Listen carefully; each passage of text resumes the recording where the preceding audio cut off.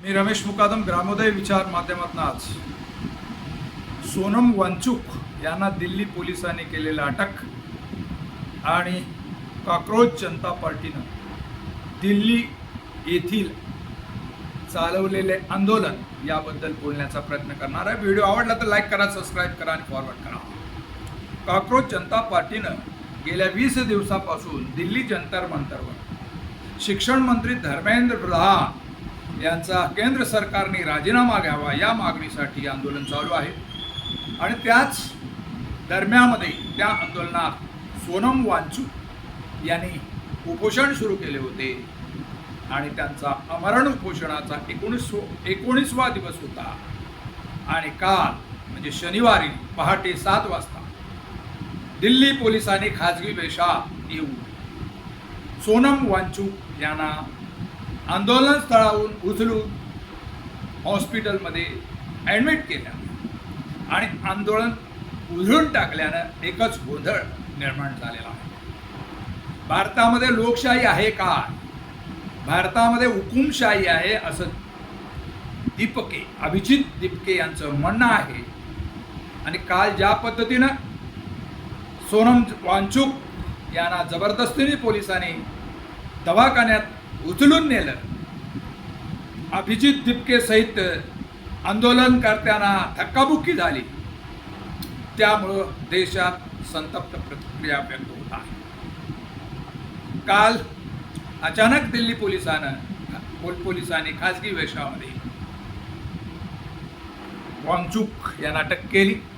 यापूर्वी कोर्टाकडे हायकोर्टामध्ये पोलिसांनी सोनम वांचूक यांची तब्येत बरी नाही आणि त्यांना दवाखान्यात नेल्यावर त्यांचं जीवन वाचू शकतं ही भूमिका घेतली गेली आणि कोर्टाच्या आदेशानं पोलिसांनी ही कारवाई केली। सरकारने त्याला पाठिंबा दिला, परंतु या कृतीमध्ये आंदोलनाला वेगळं वळण मिळते का हा प्रश्न निर्माण झालेला आहे। अभिजित दीपके याचं चाललेलं आंदोलन आणि या आंदोलनाला सुरुवातीला योग्य तो प्रतिसाद विरोधी पक्षांकडनं मिळत नव्हता किंवा सरकारने देखील त्यांच्या आंदोलनाची दखल घेतली नाही। आपलं प्रतिनिधी मंडळ त्या ठिकाणी त्यांना भेटायला पाठवलं नाही, परंतु सोनम वांचूक यांची तब्येत खालावल्यामुळे विविध प्रकारचे राजकीय लोक त्यांना भेटायला येऊ लागले। सोनम वांचूक यांच्या तब्येतीची आस्था ठेवून अनेक सिनेकलाकारांनी सदर ठिकाणी भेटी दिल्या आणि केंद्र सरकारच्या शिक्षण नीतीविरुद्ध आवाज उठवला। तशाच जे काही देशातील शेतकरी आहेत, शेतकऱ्यांनी त्यांची भेट घेतली। राजकीय नेते ममता बॅनर्जी यांचा तृणमूल काँग्रेस, समाजवादी पार्टी, तसेच दिल्ली आप केजरीवाल, तसेच उद्धव ठाकरे, उद्धव सेनेचे यांनी जाहीर पाठिंबा सोनम वांचूक आणि अभिजित दीपके यांना दिल्यामुळं जे काही स्थानिक पक्ष आहे त्या पक्षांचा पाठिंबा आंदोलनाला मिळू लागला आणि काँग्रेस आणि भारतीय जनता पार्टी यांनी या आंदोलनाला दुरावा ठेवला होता। पण शेवटी सोनम वांचूक यांना अटक केल्यामुळं उशिरा का होईना काँग्रेसने देखील या आंदोलनास पाठिंबा दिला। 20 तारखेला सोनम वांचूक यांनी संसदेवर घेराव टाकण्याचा केलेलं आव्हान आणि त्याला जनतेमध्ये मिळत असलेला पाठिंबा आणि स्थानिक पक्षांनी विशेष करून डावे पक्ष, आंबेडकरीवादी शक्ती, तसेच प्रकाश आंबेडकर यांची वंचित आघाडी यांनी पाठिंबा दिला। अभिजित दीपके आणि समर्थकांमध्ये जोश निर्माण झाला, जंतर मंतरवर गर्दी वाढू लागली आणि 20 तारखेच्या आंदोलनाला आता मोठं स्वरूप येईल आणि लोकशाहीला, भारताची जी काही लोकशाही आहे ती भांडवलशाही लोकशाही आहे। भांडवलदारांचे सर्व ऐकलं जातं, निर्णय भांडवलदारांच्या फेवर घेतले जातात। गरीबाला गरीब आणि श्रीमंताला श्रीमंत करण्याचं धोरण आणि त्यामुळं कुठेतरी बेकारी निर्माण झालेली आहे, कुठेतरी प्रचंड स्वरूपाचा भ्रष्टाचार निर्माण झालेला आहे आणि ज्या काय स्वायत्त संस्था आहेत त्या सरकारच्या पटीक होऊन वागायला लागलेल्या आहेत आणि संसदीय लोकशाही धोक्यात आलेली आहे आणि धोक्यात आलेली संसदीय लोकशाही कुठेतरी जागृत झाली पाहिजे. जे संसदेमध्ये निवडून गेलेले खासदार त्यांनी संसदेमध्ये सरकारला योग्य ते निर्णय घ्यायला भाग पाडायला पाहिजे. परंतु संसदेचे खासदार देखील पैशाने विकू लागले. त्यामुळं देशाचे नागरिक आता नाराज झालेले आहे. प्रिंट मीडिया आणि मेनस्ट्रीम मीडिया, त्याला गोदी मीडिया म्हटलं जातं, ही जनतेची भावना लोकांपर्यंत नेत नाही, असंतोष दाखवत नाही. त्यामुळे आता लोक पिचलेली आहेत आणि कुठेतरी काँग्रेस आणि भारतीय जनता पार्टी याच्या व्यतिरिक्त असले इतर जे काही प्रादेशिक पक्ष त्यांनी या कॉक्रोच जनता पार्टीच्या आंदोलनाला पाठिंबा दिला.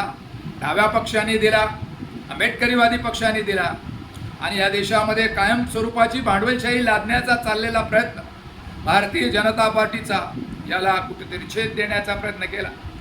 प्रारंभी या आंदोलनाची दखल न घेणाऱ्या भारतीय जनता पार्टी संसदेला घेराव टाकण्याचा वांगचूक यांचा निर्णय त्यांच्या वरवी लागलेला आहे आणि या 10 ते 12 दिवसात काहीतरी होऊ शकतं याची जाणीव आता सरकारला झालेली आहे.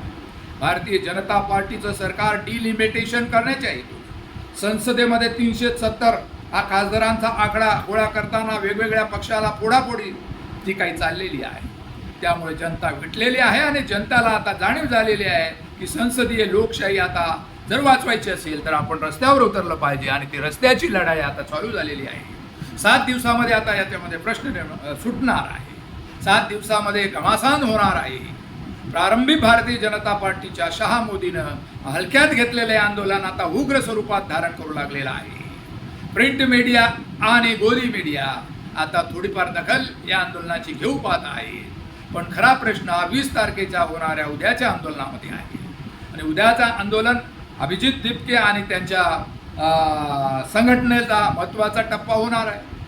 कॉक्रोच जनता पार्टी यांनी केलेला आव्हान आणि सोनम वांगचूक यांनी शिक्षण प्रणालीमध्ये केलेला जो काही शिक्षण प्रणालीमध्ये सुधार करण्यासाठी केलेला आव्हान आणि सरकारने सोनम वांगचूक यांच्या मागणीप्रमाणे किंवा अभिजित दिपके यांच्या मागणीप्रमाणे किंवा लोकांच्या मागणीप्रमाणे धर्मेंद्र प्रधान जो शिक्षण मंत्री आहे देशाचा, या शिक्षण मंत्र्याचा राजीनामा घ्यावा.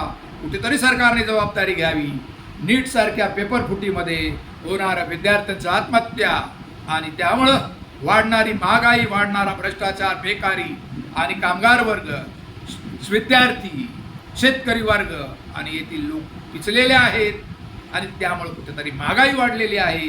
प्रशासनावर कुठेतरी सरकारचं लक्ष राहिलं नाही आणि त्यामुळं ही लोकशाही धोक्यात येते काय हे आता लोकांच्या मनात झालेलं आहे आणि लोकांनी ठरवलेलं आहे.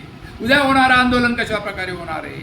परंतु वांगचूक यांचं आंदोलन मोडण्याचा सरकारनं घेतलेला निर्णय त्यांच्या अंगलट येतो का काही दिवसात दिसून येणार आहे. पण या संदर्भात आपली भूमिका काय, कमेंट्स करा आणि माझा व्हिडिओ आवडला तर लाईक करा, सबस्क्राईब करा आणि फॉरवर्ड करा. जय हिंद, जय महाराष्ट्र, जय भारत.